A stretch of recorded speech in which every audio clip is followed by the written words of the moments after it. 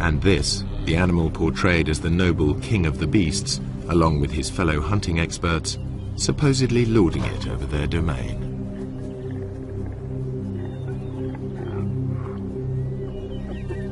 While the laughing hyena normally gets a bad press as a sneaky scavenger, an ugly coward.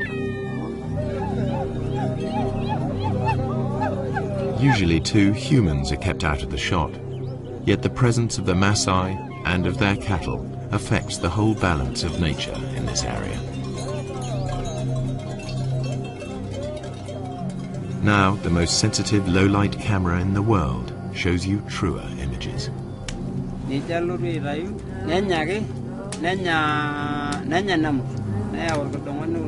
While the Maasai enjoy the warmth of their hut, outside the electronic eye at last turns night into day.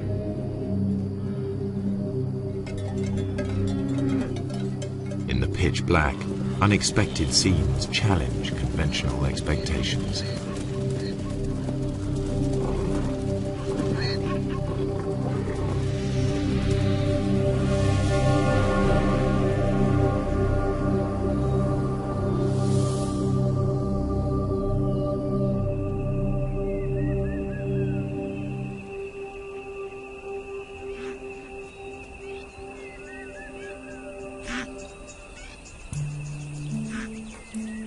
The Serengeti is a complex system of natural relationships, home to 500,000 Thompson's gazelle, 250,000 zebra, and more than 1 million wildebeest.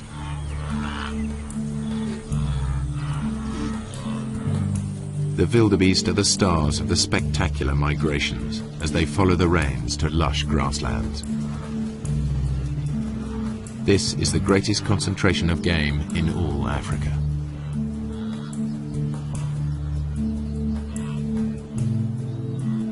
Their numbers attract the top predators, 3,000 lions in numerous prides. But by day, contrary to what most films show, the big cats are not a serious threat to the herds. Good eyesight and safety in numbers protect the wildebeest. This lion certainly acts like a natural killer. By contrast, the hyenas are just hanging about.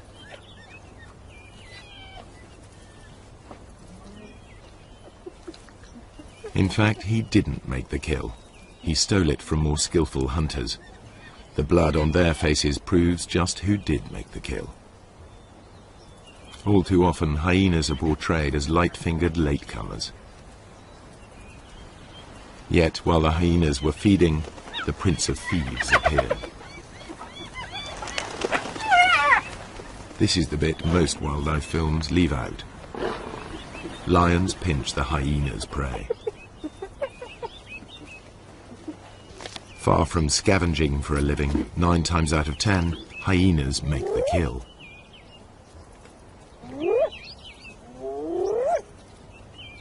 At first sight, the lion and the hyena are locked in a struggle for the same prey.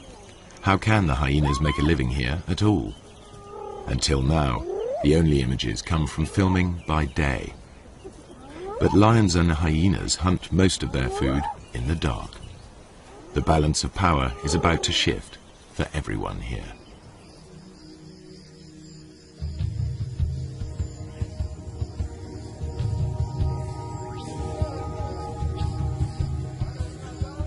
Serengeti straddles the border between Kenya and Tanzania. But the Serengeti plains stretch far beyond the park boundaries, and to the east live the Maasai with their cattle. At dusk, they retire with their herds to the safety of their villages, or bomas.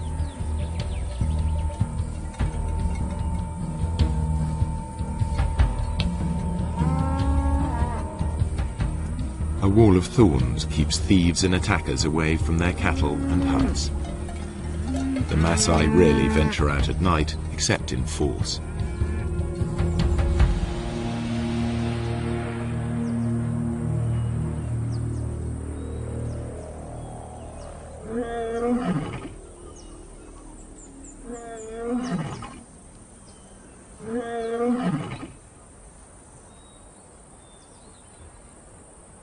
Empty by day, The grazing land suddenly looks rather full, and these cats are not here for a nap. This is the only camera capable of recording what now happens. Technology also allows researchers to make a call to the animals themselves.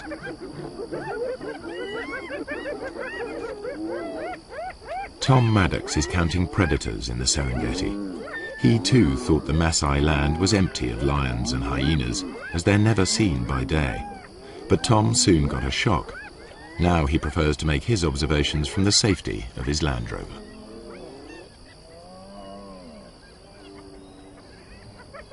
We use this technique that we call call-ins, and we basically have a tape of hyenas on a wildebeest kill. And when hyenas want to kill, they make these whooping noises and these fighting noises.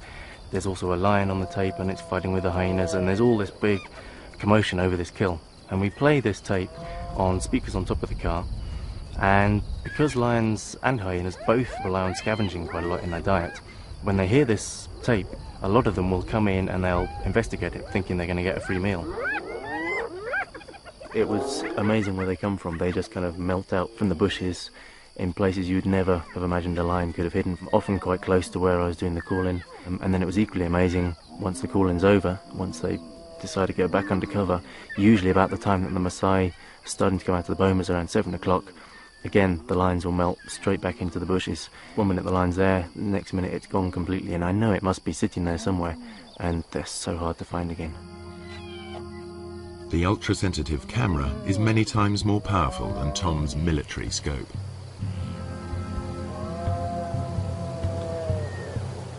Inside the Serengeti you can drive around and you can see hyenas and lions. They're very obvious throughout the day. Outside the national park that doesn't happen. You can drive around for days and days and not see any. The fact that there are any lions at all on the Maasai's land is surprising. So far I'm finding an extremely high number of lions outside the park. In fact, it's comparable to certain areas within the park. So the lions are actually doing extremely well in an area where people are living and working and grazing their cattle, which to me was extremely surprising. Hyenas are also extremely common. Compared to inside the park, there were fewer, but there are still a sizable number thriving outside the park, and you will actually see them when you drive around in the evening. The hyenas are usually pretty visible. No wonder the Maasai report meeting wild animals frequently, even by day. Another worker on the night shift is Paula White. She's interested in studying hyenas in this different world, to learn how they and the lions carve up each other's catches. And like her quarry, she follows her ears. I'm going out to see if I can find some hyena kills. Take a look at how many clan members are on the kills and whether or not there's any clashes going on. I'll also be looking for lion-hyena interactions because I'm really interested in how the two species interact down here with all the game present, whether or not they're still more likely to steal each other's kills or whether they're more likely to go after a new animal of their own. So what I'd be doing is driving the roads looking for action, and then I'd stop once in a while and listen for sounds of kills, listen for any animals whooping. Sounds travel much further in the cool night air. On a still night, hyenas can hear whooping over 10 kilometers away.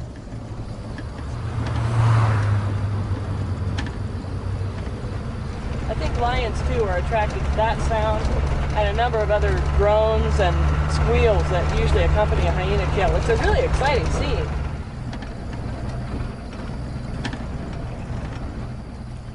There's a hyena running in front of me on the road right now. And the way he's running, I imagine he's going for a kill, so I'm going to stop and listen right now. What Paula and Tom are seeing leads them to rethink the conventional ideas about hyenas and lions at night and day.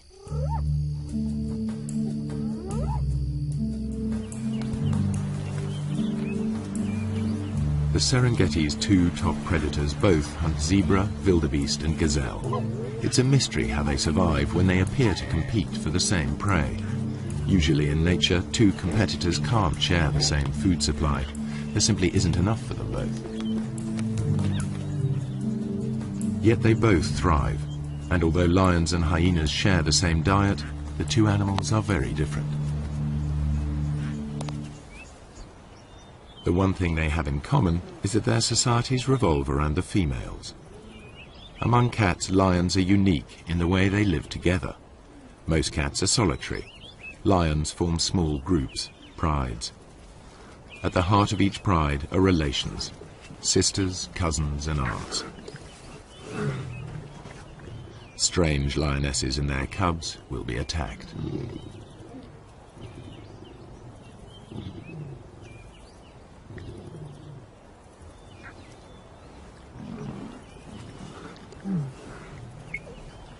They cooperate to raise cubs.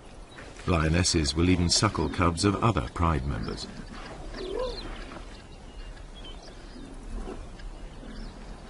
In a lion pride, any female leader will have earned her place, unlike hyenas where leadership is largely inherited.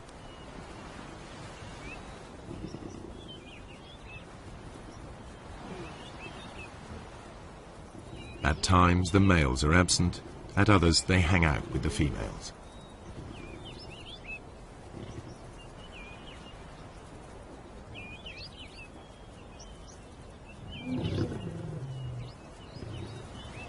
At times they're peaceable, even tender. At others, aggressive to all.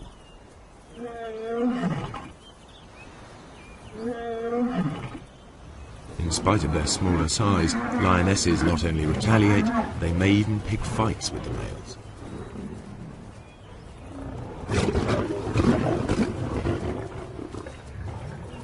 However, male lions are physically more powerful. In a test of strength over a kill, the female will come off worse.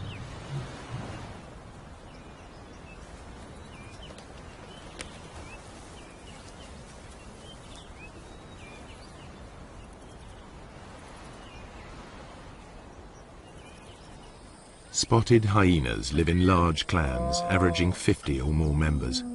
But the whole clan is not always together. Individuals and small hunting groups spread out over the plains in a living net.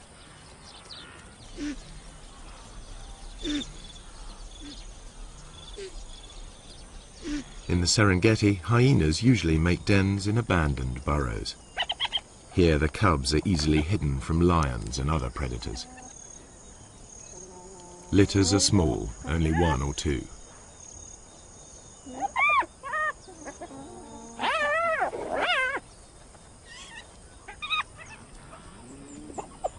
Hyena society is maintained by the rank that each animal inherits.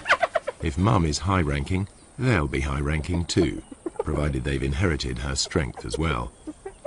Females may fight females, but males hardly ever fight amongst themselves, and certainly wouldn't dare attack a female. Clan life is ruled by the females, who are almost a quarter bigger than the males.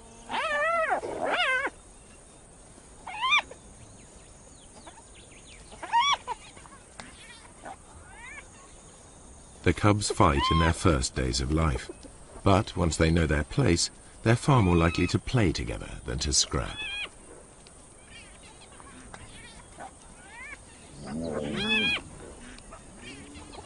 The males can behave as best friends, even if they're members of different clans. Hyenas' behavior is highly complex.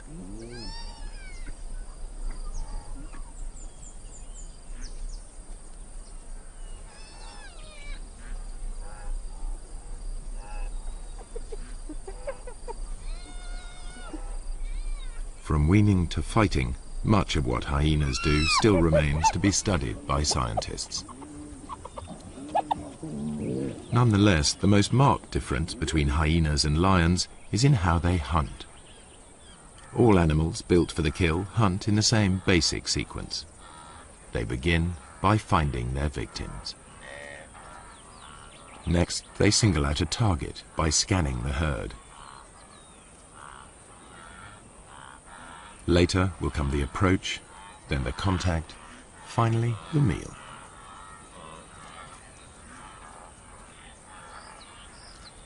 How they hunt differs sharply between hyena and lion.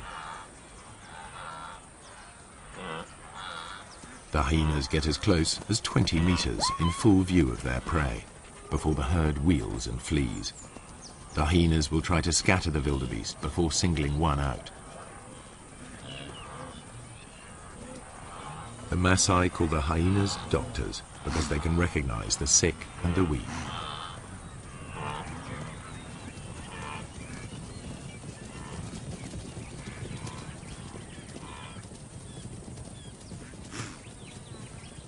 They run down their prey like wolves. Hyenas are endurance hunters. Chases can last up to 5 kilometers at full speed. Lions can't sustain this. They are sprinters. After the rainy season, much of the Serengeti National Park is a sea of long grass. The lions use it to mask their presence. They approach unseen by careful stalking or occasionally by lying in ambush.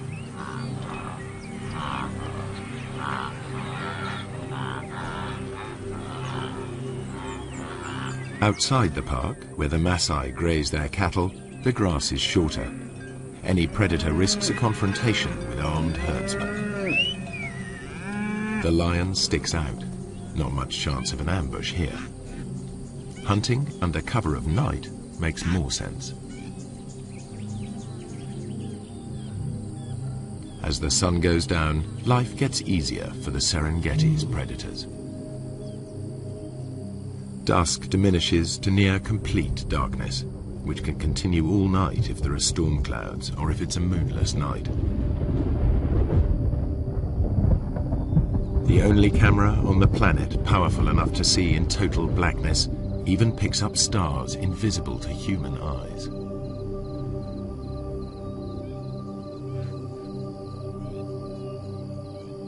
Suddenly, the landscape is illuminated as if by searchlight. Even so, humans can still only just pick out shapes. But to the grazing animals, it's as clear as day.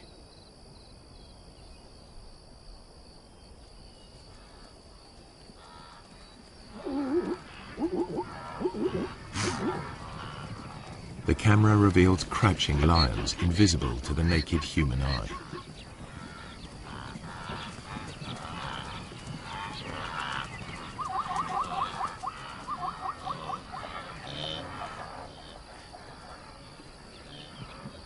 A night ambush could prove more successful. These two lionesses have detected a herd of wildebeest crossing a track.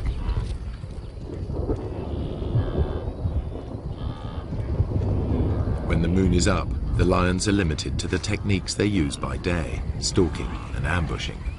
But it won't always be so light.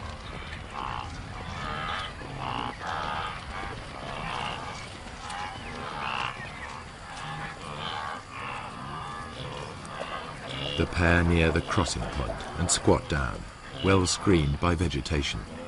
One crawls into position to jump a victim.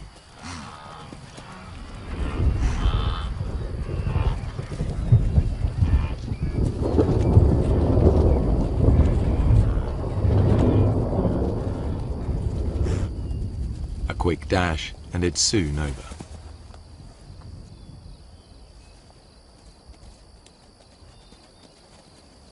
Although these lionesses have been successful, the moonlit night is really the best time for hyenas to hunt. The cool of the night air allows them to keep on running, something the easily tired lions cannot do.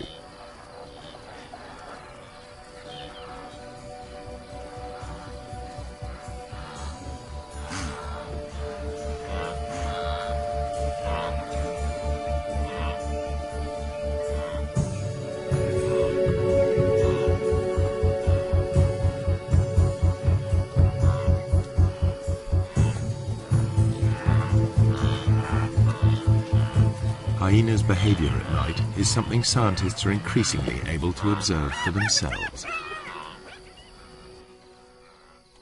I think I can hear a kill off in the distance, so I'm going to go in that direction. It sounds like there's lions coming in as well.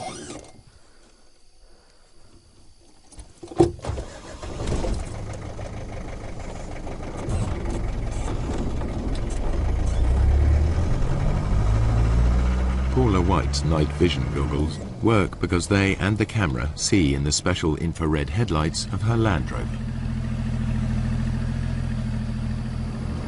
I think the ability to use this sort of invisible light to observe animals, nocturnal animals, in their natural environment is really quite a breakthrough for research. Certainly I didn't begin to see the full range of hyena behaviors until I started coming out at night and using this sort of special equipment. It was very frustrating to me otherwise, because as dusk was falling and my own ability to observe them was ending, I knew that the hyenas were just beginning to wake up and just beginning to start their day, as it were, but I was left out of it. So now, as I'm able to follow them and observe them, I'm seeing things that I've never been able to see before. Now Paula can see in the dark, but it's her hearing that guides her. You often hear hyenas whooping at night, and that can mean any number of things. They're advertising their own location, they're trying to find other clan members. But the one sound that you really associate with a kill is a giggle. And actually that's where the term laughing hyena came from. But that's the sound that I really associate with kills. And it's a thing that other hyenas and lions hone in on as well. So really, driving around like this at night, using this enhanced vision and listening for kills, I'm behaving very much like a hyena. And there's one right now. I can see it going through the grassland.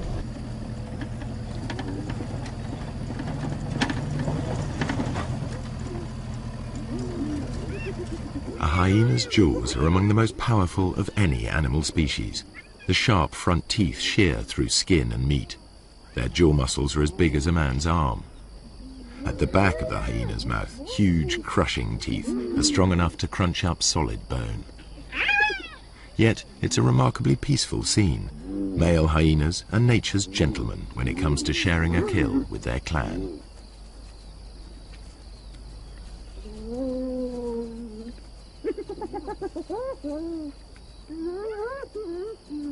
Although the hyenas gulp down their meal, lions arrive in time to take the food from their mouths.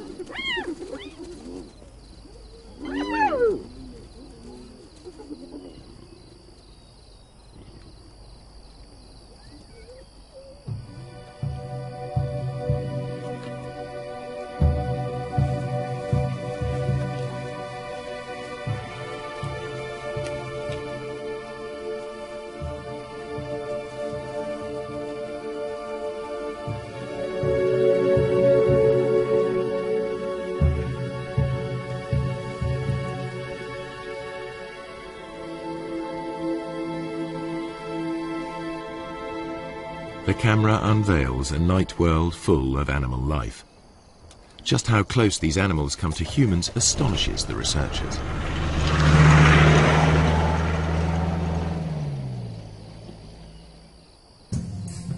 I found a cheetah quite late in the evening. Sometimes the male cheetahs will stay active quite a long time into the night, and so I was following him. It went past dark. It was about 7:30, 8 o'clock in the evening, and he was walking straight up the road, straight towards a Maasai village. And I thought this was going to be fantastic. I was going to see how close cheetahs would get to Maasai villages, and suddenly he went leaping off the road. Onto the road stepped 4 lions. I then carried on following them instead, and they went almost within sight of the village. The village was just over the next hill. Lions will even break into Maasai villages in an attempt to reach the cattle inside. The Maasai mount a defense, but it's dangerous. The balance of power has switched. The nocturnal hunters are in their element.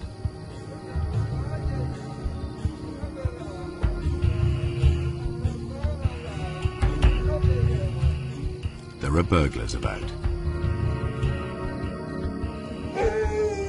The guard dog is aware of the hyena, but the Maasai will register its shape only dimly.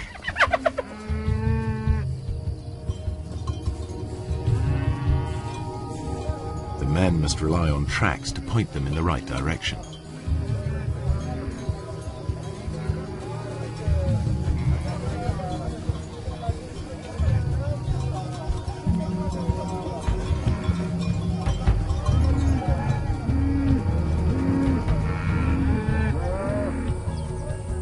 During the attack, a cow was killed and dragged off.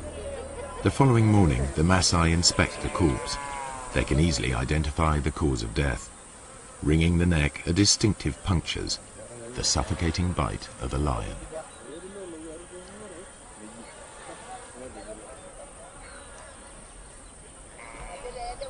The culprit also mauled a warrior.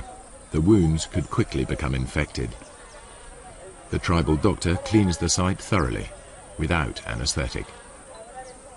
The Maasai prize suffering without complaint above all.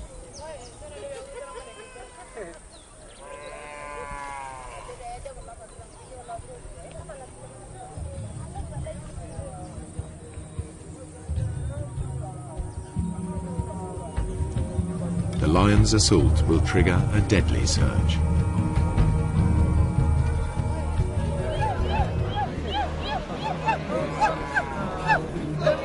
Maasai warriors respond to the alarm.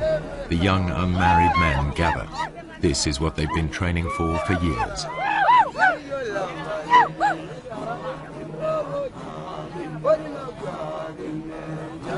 It's the supreme test of their stamina and self-control, and a test of their ability to bear pain without flinching.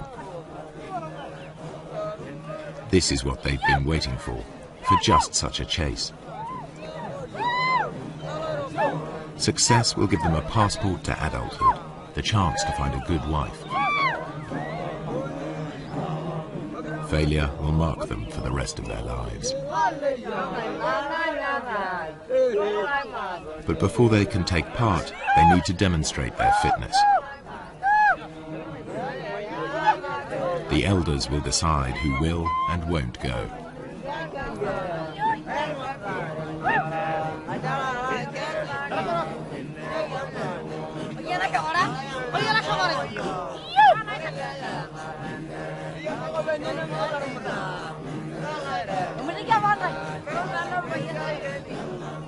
The warrior group arrives at the settlement where the cow is taken. Each warrior wields a long-bladed spear.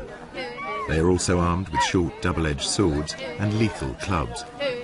They're all experts in the use of these weapons, against animals as well as people. In many areas, the warriors are now outlaws, but in this part of the Serengeti, their ceremonies are tolerated. Lion hunting by the Maasai is illegal, but these warriors are so far from the towns, they are generally allowed to continue. A day of ritual begins with chanting and dancing to hypnotic rhythms.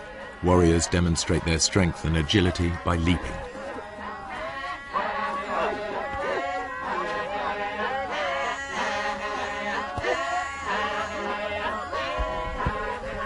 Fueled by intoxicating herbal drinks, they dance into the night.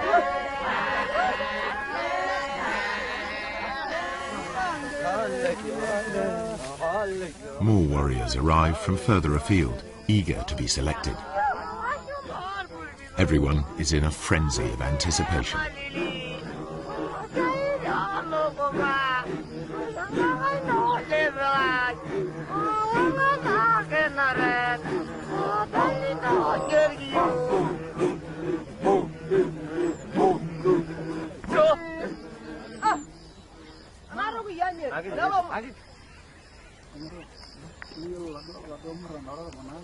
Ole Lembikas, a village elder, addresses the warriors. He sobers them by reminding them of the dangers ahead. He tells them to work together, to trust each other, and to return safely. Then he urges them to enjoy the party. It could be their last.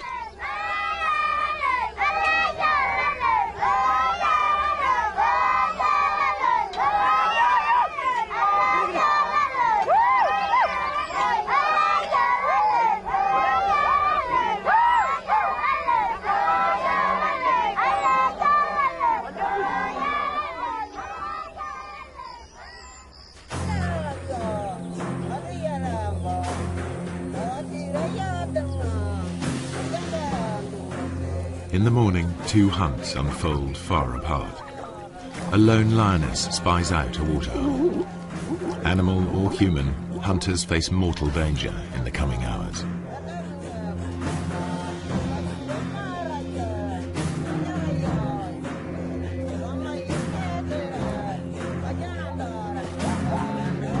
For lions, daytime hunts are the most difficult.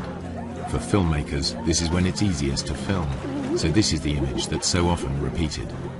Prey unaware of the lioness hidden in the grass.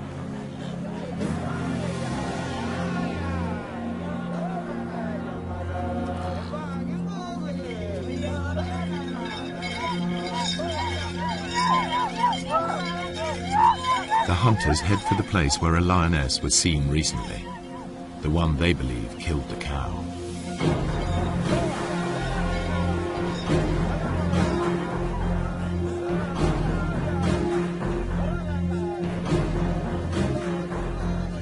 The herds are busy drinking.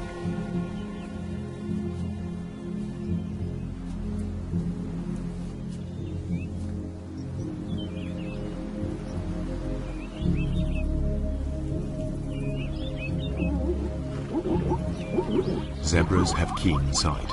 Their bulging eyes give a wide-angle view of danger.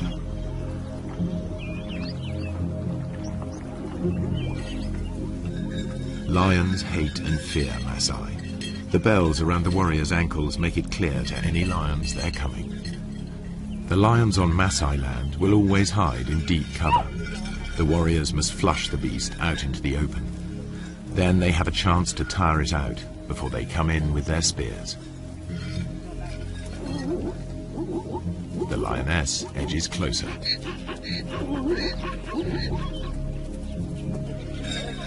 The warriors' search may last all day, covering up to 40 kilometers.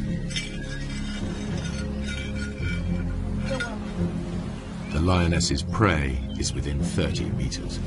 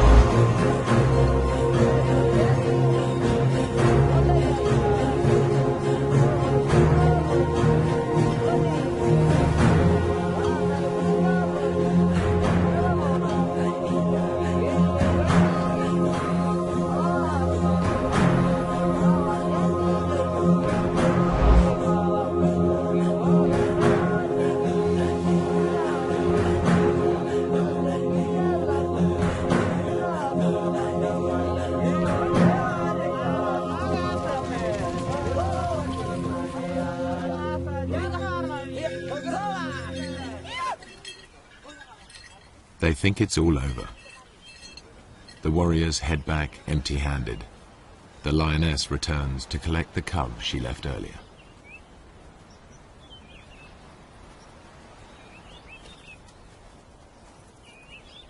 She hid it in long grass nearby, but the chaos of her hunt has attracted members of another pride.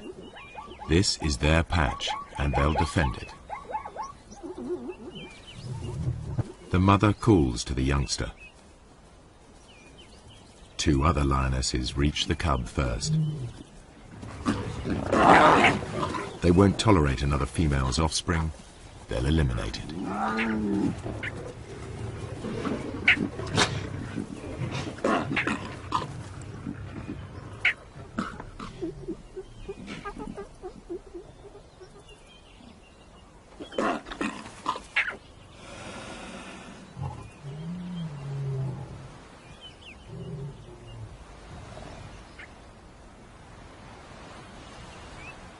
This is not about hunger. The corpse is left to the vultures and hyenas. The mother's life too is under threat. She's no relation. The pride will kill her if she stays.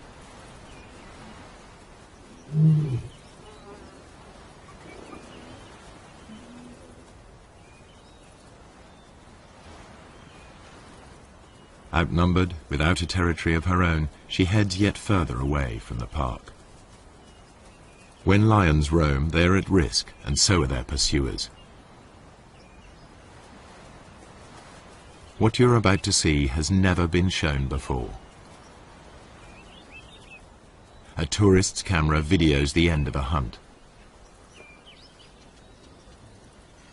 A lion is cornered.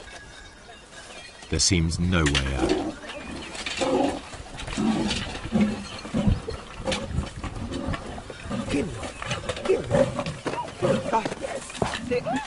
A warrior throws a spear.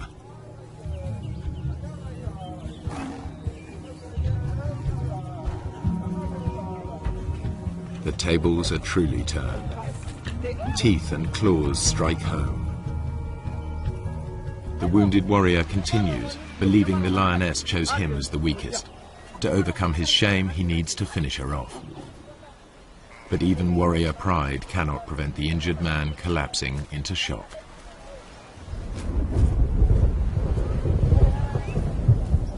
Meanwhile, the lioness dies of her wounds.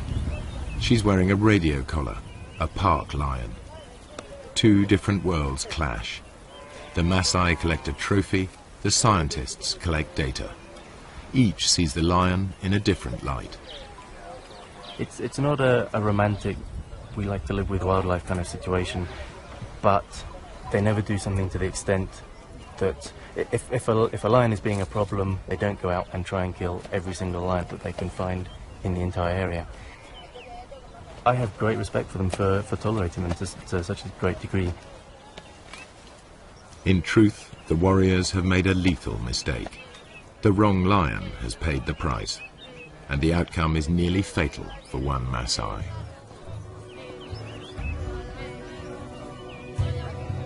Were he to die on the spot, they would give him a warrior's rights and leave his bones to the night and the hyenas.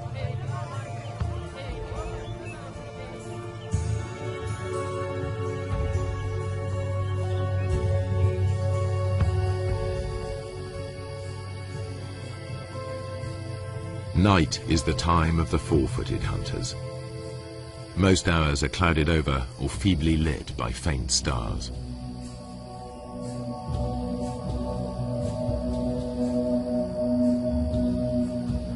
On moonless nights, the Maasai only leave the safety of their bomas in groups. But there is no safety in numbers now for the grazers of the plains.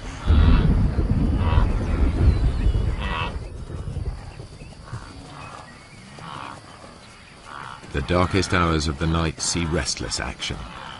Animal hunters are about in numbers never seen during the day. Spooked, the herds of wildebeest, zebra and gazelle burst into panicky runs.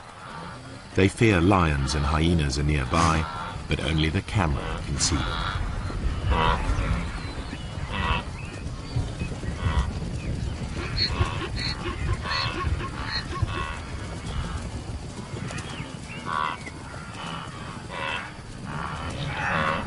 Not only the zebra are uneasy, a clan of hyenas is also on edge. They've made a kill in another clan's territory. It isn't long before one of the owners claims his rights.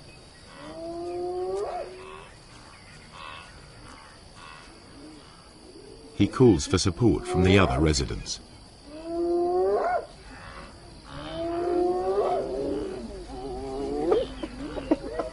His clan bustles in to drive the invaders away. They bolt the meat while they can. Other threats may arrive to challenge them in turn. They remain watchful. This is truly fast food. The invaders will be back to recapture their meat. You can see this clearly in infrared light. But how do the animals see in these conditions? Like all the animals here, their eyes appear to glow. A mirror-like membrane doubles the available light. Then their brains enhance the images, filling in the gaps to see detail more clearly. The newcomers soon return in force. The prize seesaws between them until it's all gone. But with so little light, even their superb night vision is challenged. This is as close as you can get to seeing through their eyes. It gives an idea of how they can operate in this dark world.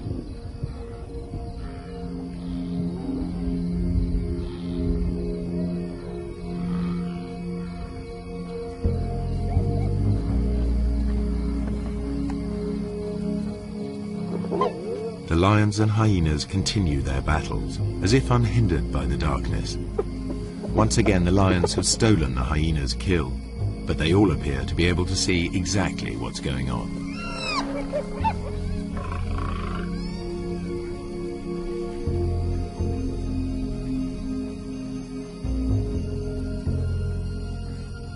And when the lions go hunting, they do so just as they are.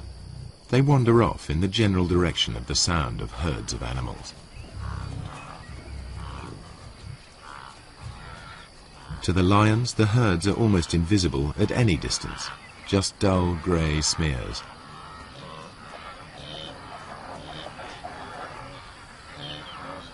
But they can locate the grazers easily by sound and smell.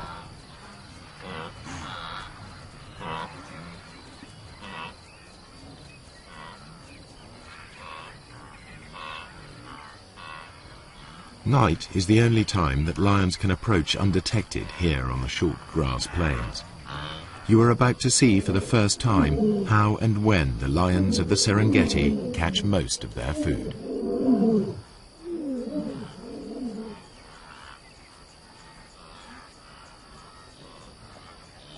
A Tommy dips his head to see whether or not he can see danger silhouetted against the sky.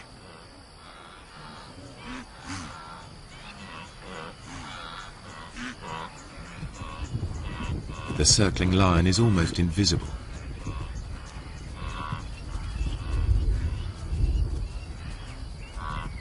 Bathed in infrared light, it stands out.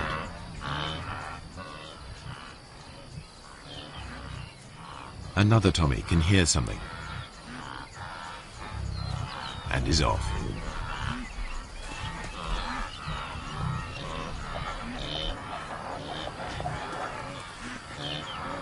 The lion's game plan is always the same. Get close to the herds, then spread out. They don't need to make any effort to hide themselves. Only their footfalls give them away. And, because they're unseen, lions are no longer at a disadvantage as they approach their quarry.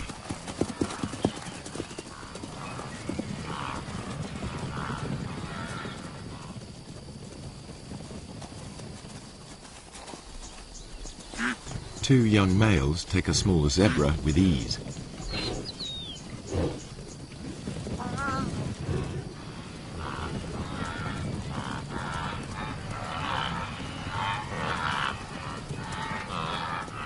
A lioness gives chase. A high kick lets her quarry escape.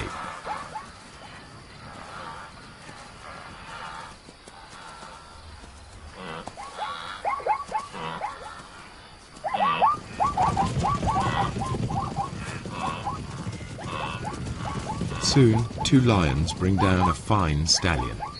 Saber-sharp teeth and meat-hook claws bury themselves into 300 kilos of struggle.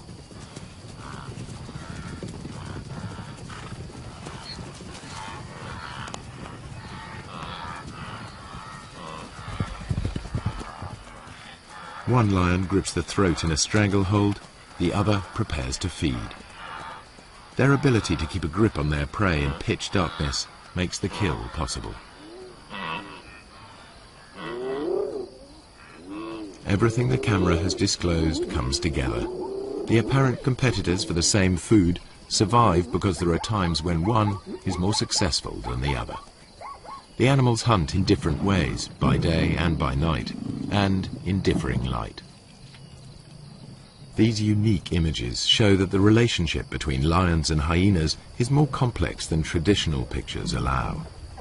The lions steal kills, and the so-called cowardly hyenas are often merely out to reclaim their prey.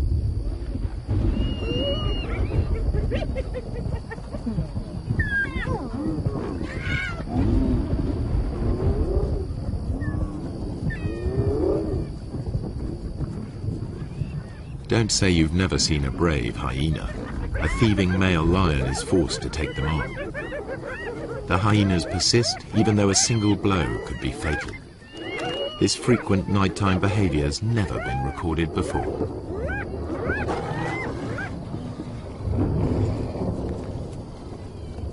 There's much more going on in the dark than people have realized, and there must be many more secrets still to be revealed.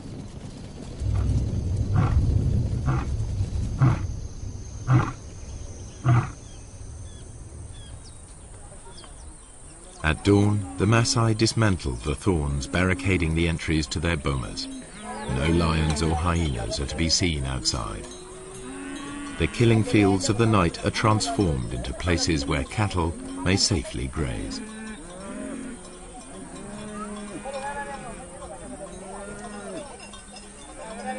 By day, everything is in the Maasai's favor. The cool of night and the light of the moon are ideal conditions for the hyena, a long-distance runner. But the darkest nights belong to lions, which can rely on built-in weapons and brute force. The truer picture that has emerged applies by day as well. Hyenas can kill when lions are too conspicuous, and it's the lions that are the scavengers.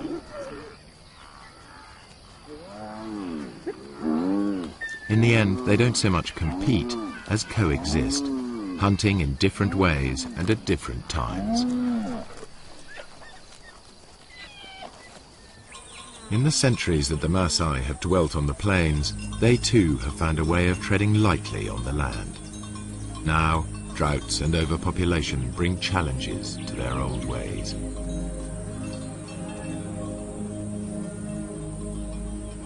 Within a decade, this cattle pasture will be covered with crops. Predators and herds will be gone, only preserved in the zoo-like national park.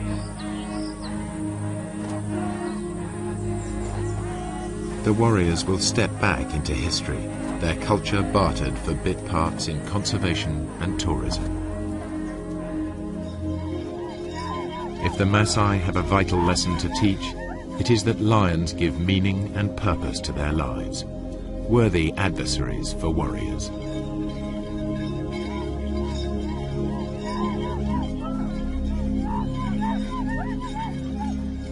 Their spears are already being beaten into plowshares.